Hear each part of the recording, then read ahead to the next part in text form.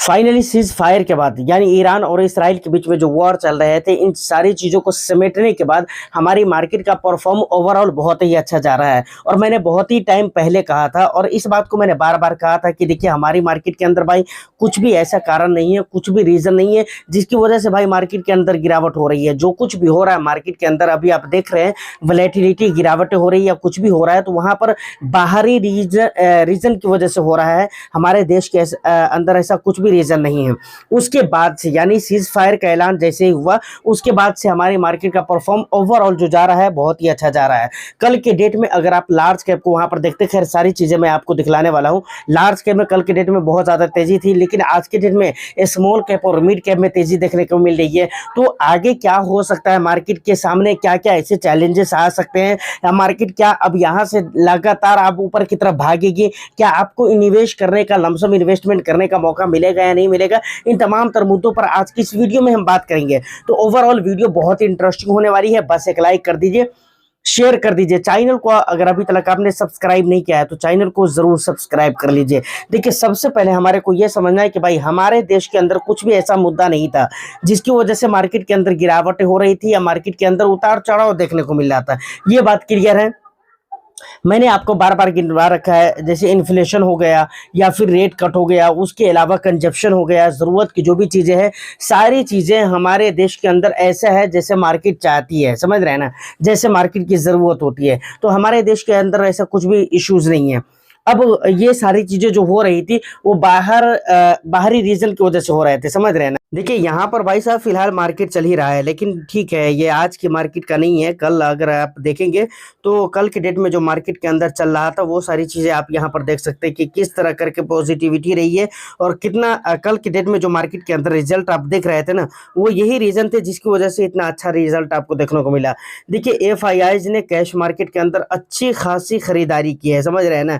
DIIs ने cash market के अंदर बिकवाली करी है। उसके बाद आप देखें तो एफआईआईज ने हर जगह पे खरीदारी की है, चाहे इंडेक्स फ्यूचर हो, इंडेक्स ऑप्शन हो, या स्टॉक फ्यूचर हो, स्टॉक ऑप्शन हो, कहीं पर भी आप देख लीजिए तो हर जगह पे लगभग कल के डेट में मार्केट के अंदर एफआईआईज की तरफ से खरीदारी की गई है। उसके बाद अगर 25 तारीख के मार्केट को देखेंगे तो आप यहाँ पर देख सकते हैं, यहाँ पर 2427 करोड़ की बिकवाली हुई थी कैश मार्केट के अंदर एफआईआईज की तरफ से। उसके बाद यहाँ पर आप देखेंगे स्टॉक ऑप्शन के अंदर भी बिकवाली हुई थी 1634 करोड़ की। उसके बाद की जो भी चीजें है ना, जहां जहां पर भी है वहां पर देख सकते हैं आप अच्छी खासी खरीदारी की गई है, समझ रहे हैं ना।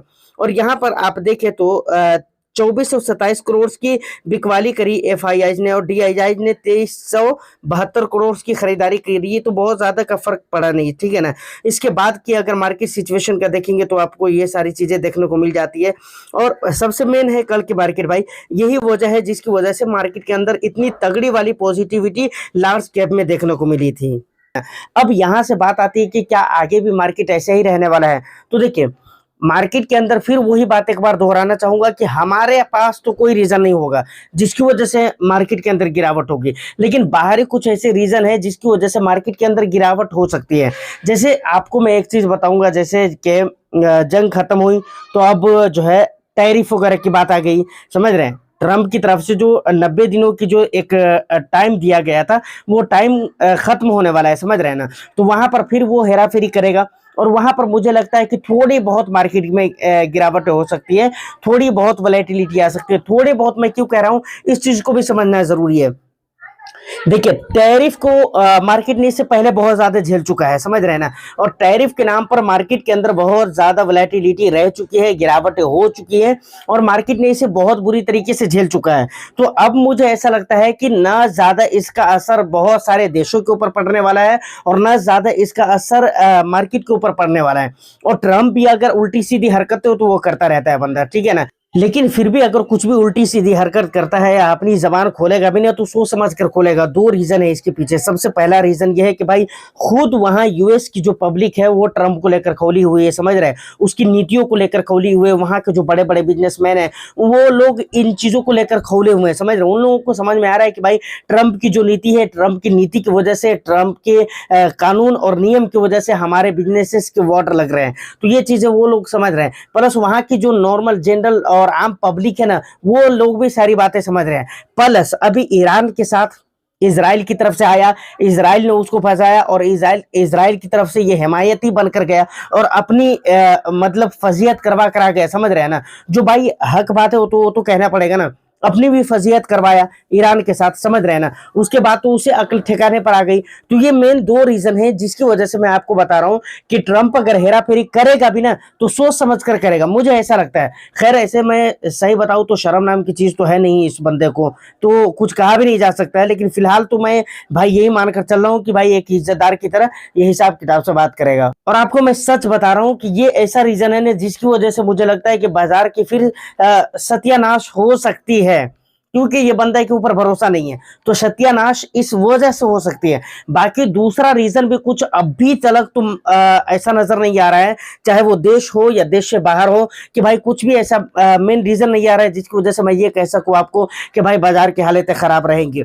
सारी चीज़ें मैं उठाकर देख रहा हूँ तो सारी चीज़ें ठीक-ठाक नज़र आ रही है, नॉर्मल नज़र आ रही है फिलहाल अभी तलक। हाँ, बीच में अगर कोई अलग न्यूज़ क्रिएट हो जाए तो वो अलग बात है। देखिए लमसम इन्वेस्टमेंट अगर आप करना चाहते हैं तो बिल्कुल आपको मार्केट के अंदर एक्टिव रहने की ज़रूरत है और लमसम इन्वेस्टमेंट का आपको अभी अगरचे मौका आपको नहीं मिल रहा है, लेकिन यकीन मानिए कि मौका मिलेगा। ये तो तय है, बहुत जल्द आपको मौका मिलेगा, एटलीस्ट आपको इतना ज़्यादा इंतज़ार करना भी नहीं पड़ेगा। मुझे लगता है कि जैसे टैरिफ-वैरिफ का जो समय आएगा ना, उस टाइम पे तो भयंकर मौका मिलेंगे ही मिलेंगे, लेकिन उससे पहले-पहले भी आपको मौका मिलेगा। क्योंकि भाई मार्केट के अंदर थोड़ी बहुत गिरावट होगी, तो थोड़ी बहुत पे अगर आप गिरावट पे अगर आप लमसम करना चाहेंगे, तो ठीक है, लेकिन अगर आपको चाहिए कि नहीं अच्छी खासी गिरावट चाहिए परसेंटेज वाइज़, तो उसके लिए आपको थोड़ा-सा इंतज़ार करने की ज़रूरत है। पैसा है तो उसे आप बचा कर रखें और उसे आप ज़रूर अपने रिस्क एपिटाइट के हिसाब से निवेश करिएगा, मौका आपको ज़रूर मिलेगा। देखिए मार्केट के अंदर ये कहना है कि भाई मौका मिलेगा ही नहीं, ये तो मुझे नहीं लगता है, ये बहुत ही कम देखने को मिलता है, समझ रहे हैं ना? ये कब समय कौन-सा समय होता है जहाँ पर ये चीज़ आप कह सकते हैं, जैसे 24 सितंबर-अक्टूबर का समय था 2024 के अंदर, उससे पहले जो मार्केट की स्थिति थी ना, उस समय में अक्सर मौके नहीं मिलते थे, समझ रहे हैं? तो वैसा समय है नहीं, बाकी ये नॉर्मल समय जो चल रहा है इसमें तो मौके मिलेंगे और मिलते रहेंगे। तो फाइनली ये सारी बातें हो गई। कॉन्फिडेंस की अगर मैं बात करूँ तो एफआईआईज़, डीआईआईज़ दोनों के कॉन्फिडेंस मार्केट के अंदर फिर से बढ़ रहे हैं, इंडियन स्टॉक मार्केट के अंदर, तो ये हमारे लिए एक बहुत अच्छी बात है और खुशनसीबी वाली बात है और ऐसा होना चाहिए और ऑफ कोर्स हमारी मार्केट के अंदर कॉन्फिडेंस बढ़ेगी और बढ़ने की चीज़ भी है, समझ रहे हैं ना? लेकिन आप इन तमाम तर मुद्दों के बारे में, इंडियन मार्केट के बारे में कैसे सोचते हैं, क्या सोचते हैं, मुझे आप कमेंट सेक्शन में अपना वैल्यूएबल फीडबैक ज़रूर दीजिएगा। मैं फिर मिलता हूँ किसी नेक्स्ट एंड इंटरेस्टिंग वीडियो में, जब तक के लिए all the best. Thank you for watching.